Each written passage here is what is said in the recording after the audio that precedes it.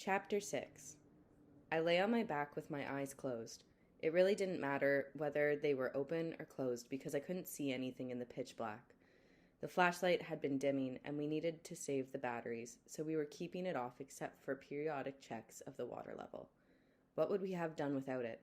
I wished I'd been able to keep hold of mine, but figured I was lucky to get out with my life.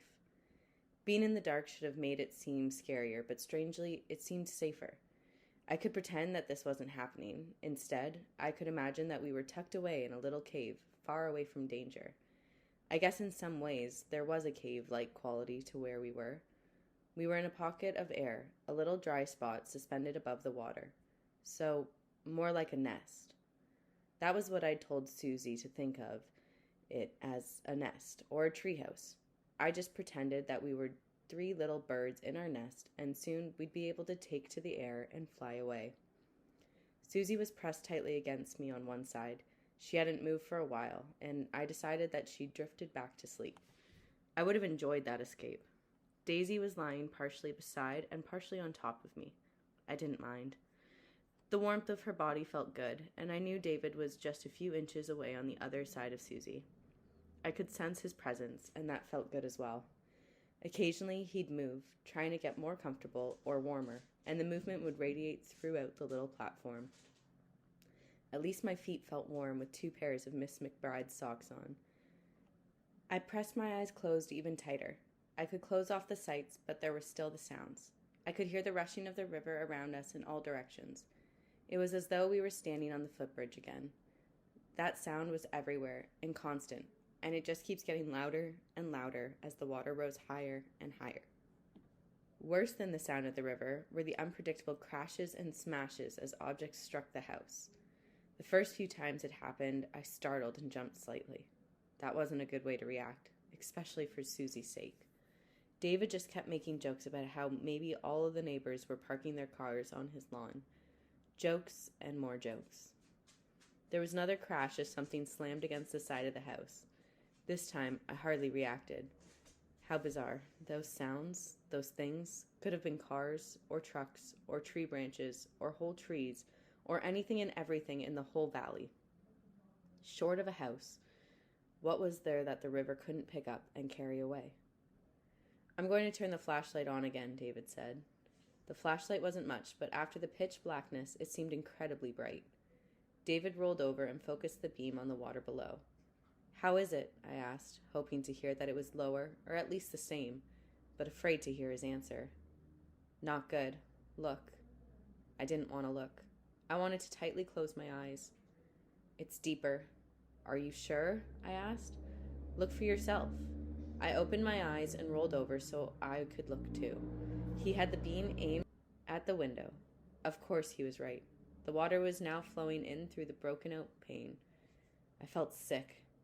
There was still room before the water reached the top, but less than a foot before the whole window would be submerged, and the only way out and up to the surface would be to dive down and into the muddy, freezing water. We'd be underwater, fighting our way to a raging, flooding river, a river that was ripping out trees and tossing cars around like they were toys. And what would happen to us when we got out? What chance would we have in the current that strong? I looked over at Susie, sleeping. She looked like a little angel. She was a little angel. What chance would she have? She could never survive the current. How terrible would it be for me to somehow survive and for Susie to drown? How would I tell her parents? What words would I say? How could I ever face them?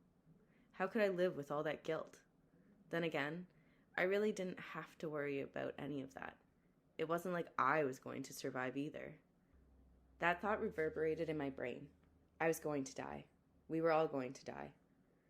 Sure, I knew in my head that I was going to die someday. Everybody died. I just thought it was going to be a million years from now when I was old. Maybe in my 60s or my 70s, like my Nana, who'd lived to be 77. I never thought it would happen when I was 13. Tonight. Maybe in a few hours. All at once I felt tears come to my eyes. I turned away and tried to hide them, but I couldn't hold back a big sob. "Are you crying?" David asked. "No," I answered, trying to sniffle the tears back. "There's nothing to cry about," he said. "I'm not crying." He chuckled. Sure you're not. And it isn't raining either. But it would be okay if you did. I'd understand. You would? I know how bad it is. I'm not an idiot. I'm scared too. I almost instinctively blurted out that I wasn't scared, but that would have been stupid. As stupid as denying that I'd been crying. We just don't have time for tears. We need to figure out what to do, he said. There's nothing we can do except wait and hope and pray. You do that, and I'll try to figure a way out. I think our best chance is if we hang on to something that floats, David said. What? I asked, hearing the words but not understanding what he meant. Our best chance to survive out on the river is if we can hang on to something that floats, he repeated. You thinking about building a boat again? More like a raft. We have enough wood. He was right. Floating throughout the whole upstairs were pieces of wood that were going to be used to finish the walls and ceiling. We have the wood, but how would you join the pieces together, I asked. We have lots of nails and tools up here, he paused. Well, down there on the floor, under the water. A lot of good that'll do us. I could get them. I couldn't imagine going down there into the water. A chill ran up my spine just thinking about it, and I couldn't let him go down there either. Even if you could build something, you wouldn't be able to get it through the window. How would you get it outside? I hadn't thought about that. I guess I could still tie a couple of boards together. That would be better than nothing. But I don't think you could attach enough to keep any of us afloat. It was a good idea, though, I offered. If only we'd gotten out sooner. We could have just waited out when the water was only a foot or so deep. We would have been safe. We didn't know what was going to happen, I said. And by the time we did, it was too late to try to leave. You saw what Raymore was like. There was no way we could have crossed that current. We should have known better, and we should have left sooner. That's all I'm saying. He was right. And it was my fault. I was the one in charge, and I should have known. But I'm not blaming you, he said, as if he'd been reading my thoughts. Nobody knew. Not your parents, not my parents, nobody. Don't you think the police or fire department would have gone from house to house and made us leave if they thought this might happen? I guess so, I said, feeling a little better. I just feel bad, about Susie being here. I just wish she was someplace else. Safe. He paused. I'm going to turn out the light again. Probably wise. The dark overwhelmed us. Every time he turned off the flashlight, the darkness seemed thicker and heavier. I felt my heart race, and despite the chill in the air, I felt my whole body flush. I knew it would take a minute or so for my eyes to become accustomed to the dark before I could start to see shadows and shades again, but until that happened, I felt vulnerable and unsure. I'm hungry, David said. I think there's some meatloaf left if you want to go down to the kitchen, I said, trying to joke around a bit myself. I didn't like it when my mother made it in the first place, and it didn't taste any better today. Lying there in the dark, it was at least reassuring to hear another voice. What time do you think it is? I asked. I don't know. It could be midnight or it could be later. You got someplace you're supposed to be? Just trying to figure out how long before it gets light. Could be 5 or 6 hours or more. What time does the sun come up? Just before 7, I think. And you figure if we can last until morning, then we'll be okay, right? He asked. I guess so. They'll be able to send boats out to rescue people. Boats work in the dark, David said. If they knew we were here to rescue, but nobody knows. Our parents know. I'd hate to be them, he said. Why? You don't think they're in any danger, do you? David laughed. I figure that no matter where they are, they have to be in less danger than us. They're probably up on the hill, watching, going crazy worried about us. We know we're okay, but they don't know anything. David was right. We knew we were still alive, but what must they be thinking? If they were up on the hill, they'd know just how bad things were, that the house had practically disappeared beneath the water, but they wouldn't know anything about us. Thank goodness they were safe. My parents had to be safe. There was no way that the river had risen high enough to even touch our house. My father had said that the McBride's television antenna wouldn't get good reception because it wasn't as high as the edge of the valley, and our house was above that level. My parents were certainly safe. I just hoped my father wasn't trying something crazy. He wasn't good at waiting, and I couldn't imagine him just standing up there on the hill doing nothing. I just had to hope that my mother would convince him to stick it out, At least we didn't own a boat, or he might have been trying to put it in the river. No boat could survive that current in the dark. It would be crazy to even try. I pictured them sitting around the kitchen table, listening to the radio, waiting for things to change. This would all end, and then I'd get home. I'd get out of these wet and filthy clothes, and after I'd finished the snack my mother made, I'd take a really long, hot bubble bath. A bath. I wanted to get away from all this by lying in a big puddle of water. I started to chuckle. What's so funny? David asked. I was just thinking how good a bath would be.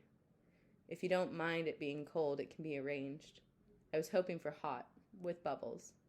The bubble part could have happened too if you'd fed us beans for supper instead of leftover meatloaf. I'll try to remember that for next time. Do you know what's even stranger? David asked. What? I really, really have to pee. I started laughing again. This isn't funny. I think it's pretty funny, but if you have to go, you have to go. Here? Can't think of any place else. Go over the edge. With you sitting here. Do you expect me to leave the room? It's pitch black. I can't even see you. He didn't answer, but I felt his weight shift slightly. Be careful, I warned. I've been doing this for a long time, so I think I've pretty well got it mastered. Have you ever done it in the dark while leaning out over the rafters over a flooded bedroom? Okay, I'll be careful. I heard the soft sound of a zipper, then a few seconds later the sound of a steady stream of water hitting water below. It went on and on and on and on, pausing for half a second and then resuming again.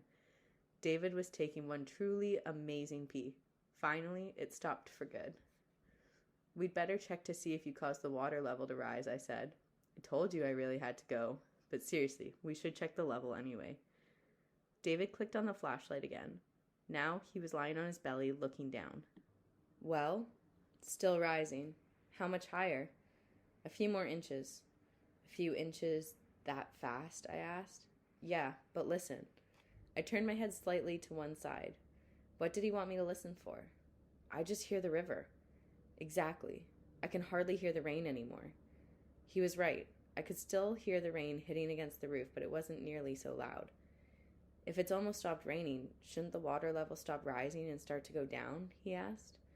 I guess all the water that's fallen everywhere is still running downhill to get to the river.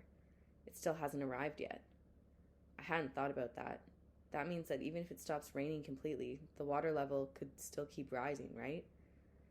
I knew that was right, but I almost didn't want to admit it.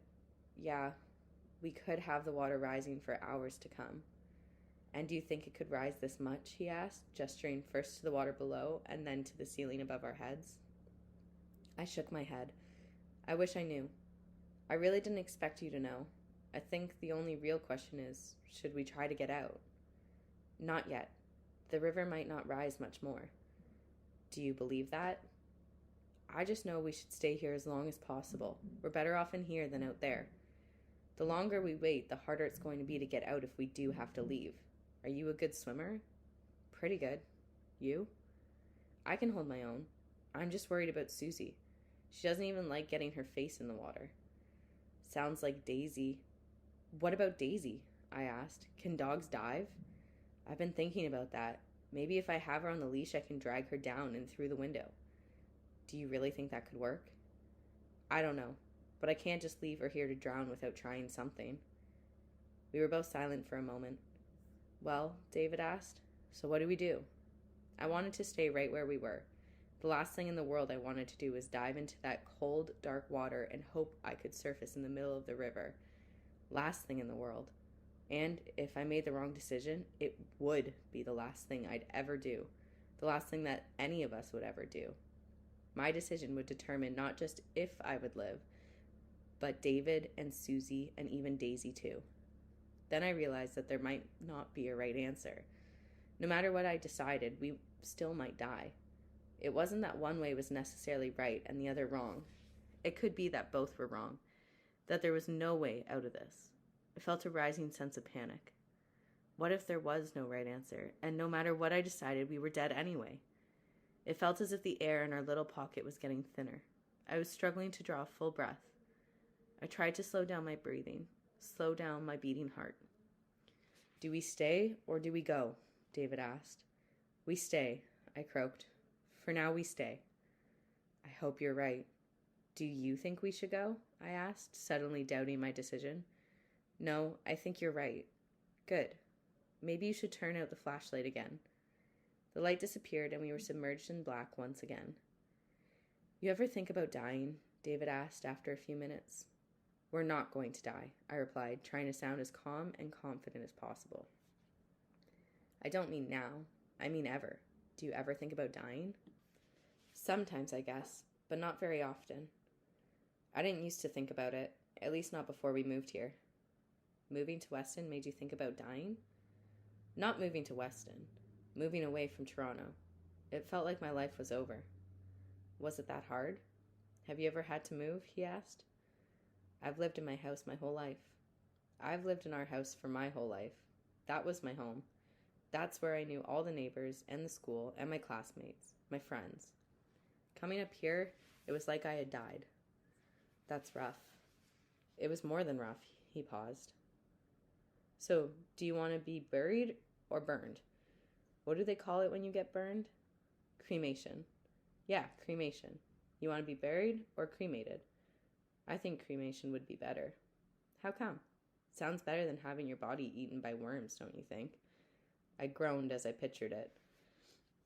And then they could take the ashes and spread them wherever you wanted. Do you know where I'd want mine scattered? In your old neighborhood? Yeah, he exclaimed. How'd you know that? I'm a genius, didn't I tell you? Seriously, though, does that sound crazy? Not really. So, do you want to be buried or burned? David asked again. Neither. The only other choice I can see is if they stuff you. Maybe they could just do your head and your parents could mount it on the wall over the fireplace, like a moose or a deer. That made me laugh. I don't think that will work. That just leaves you with the two choices, buried or cremated. I really don't want to think about it. I think this is a really good time to think about it, right now. It just seems a little morbid. Is it morbid for a 99-year-old man to be thinking about dying? He asked. Of course not. Well, right now, right here, we might be closer to having to come up with an answer than the old man. It could just be hours away. We could die. We're not going to die. It was Susie's voice startling me. The only reason we'd been talking about any of this was because she was asleep. Or at least I thought she was asleep. How long had she been awake? How much of what we'd been talking about had she heard? Turn on the light, I said to David, and he instantly responded. Susie put a hand up to shield her eyes from the light. She looked so small. You're right. We aren't going to die, I said. I know that. Do you know why we're not going to die? Susie asked. Why? David questioned. Because we have Elizabeth, and she's going to make sure we're okay. Right, Elizabeth? For a split second, I hesitated. That's right. Nobody is allowed to die. I'm here to take care of you, and so is your brother. Do you think David would let anything hurt his little sister? He's the one who usually does hurt me, she said. But I've seen him be nice to you sometimes, I said. He plays with you and spends time with you. He mainly only spends time with me when he hits me more than once. I'm a big brother. That's my job, David joked. I started to laugh again. There's something so normal and reassuring about hearing the two of them bickering like there was nothing wrong. Like there was no need for us to consider going down into the water and out into the river. Wait, maybe there was another way of thinking about this. Hey, David, you know when you wash dishes? I don't wash dishes. That's women's work. I decided to ignore that remark. I needed to explain what I was thinking more than I needed to get into a fight. Anyway, if you take a glass, turn it upside down, and dip it into the water, do you know what happens? It gets clean? No, there's a pocket of air trapped in the glass. And because it has no place to go, it can't get out of the glass, and so the water can't get in. Maybe this is the same. The water has risen above the level of the windows, so now the air is trapped in here and can't get out. Even if the water rises above the roof, we'll be right here in this pocket of air. I felt a rush of relief. We were safe. We could stay in our little nest and never have to swim out into the river. What would happen if the glass had a hole in the bottom where the air could get out? David asked. Well, then the water would get in. It wouldn't work, I said. Then it isn't going to work here either. The roof has holes in it. But it's a roof. It stops the rain, doesn't it? It did until my father put up the television antenna. He made holes to attach it and to run the wire down into the house, and now the roof leaks because he didn't patch the holes the right way. My heart sank. Too bad the holes aren't big enough for us to get through. We were quiet again. Hold on, David said. Maybe there is a way that we can get through one of those holes.